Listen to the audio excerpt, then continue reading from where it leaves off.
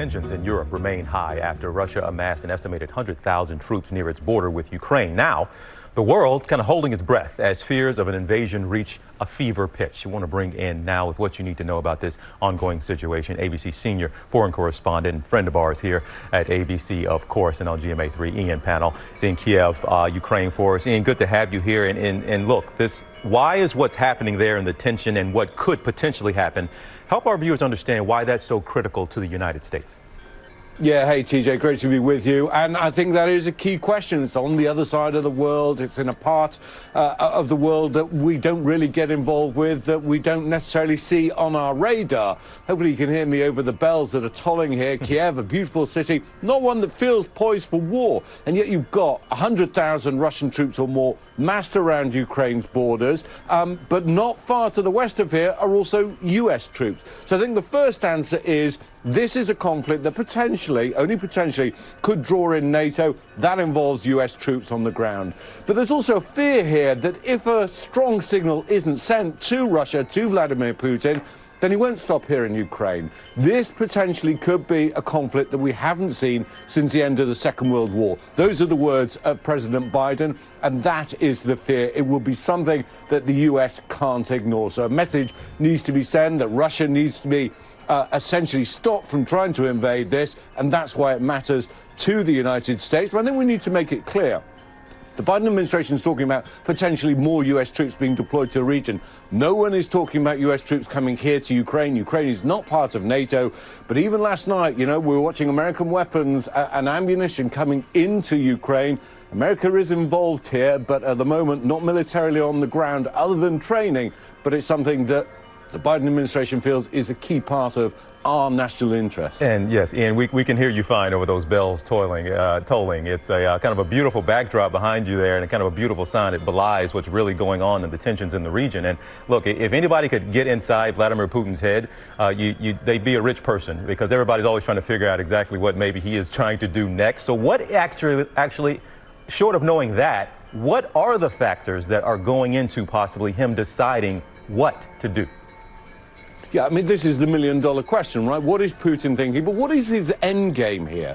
What Vladimir Putin says he wants is a guarantee that Ukraine won't become part of NATO. And actually, that some of those US troops that are in Eastern Europe, in countries that used to be part of the Soviet Union, remember, the old Soviet Union, the Eastern European bloc used to be connected to Moscow, no longer is. Now it's connected to the West and to Washington. What he says he wants is a guarantee, cast iron guarantee, that Ukraine will never become part of NATO, that those troops are going to move back.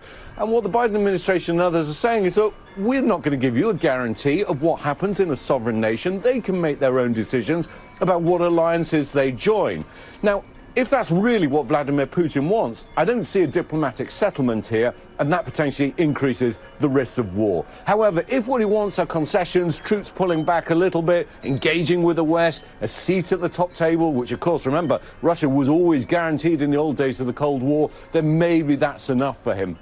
Everyone's trying to work out what it is that he wants. Does he want to increase his domestic standing? Is he thinking about his legacy? He's been in power for a long time, but Russia has diminished as an international power over that period. If we knew the answer, then we'd know whether or not the risk of invasion is really as high as many people, certainly the White House, really thinks it is. And you said the risk of invasion. Look, Americans have heard that some 8,500 U.S. troops have been put on heightened alert for possible deployment to the region. But outside of that, what really options do the U.S. have to respond if Russia moves ahead with some type of invasion or force? Yeah, I mean, I think if Vladimir Putin is absolutely determined that he wants to move into Ukraine, to stop Ukraine getting closer to the West, to America, to NATO, then there's actually very little that we can do practically to stop him. The US is not going to send troops to defend Ukraine, and the government here knows it, the people of Ukraine here know it, and so the options are limited to sanctions. Now, that's not to say that that won't have an impact. We hear a lot about sanctions. We've got sanctions against Iran, against North Korea, already against Russia. But we're talking about a whole new raft of sanctions that could target Vladimir Putin himself, that could essentially remove Russia from the international banking system, cripple the economy of the country. And these are also calculations that any leader has to make, is how is this going to play domestically? And I think that's also on Vladimir Putin's head. His ratings aren't so great at the moment. The last time he invaded Ukraine back in 2014, his ratings were super low. By the time he'd finished, his ratings were back up at record levels. So that has to be part of his thinking.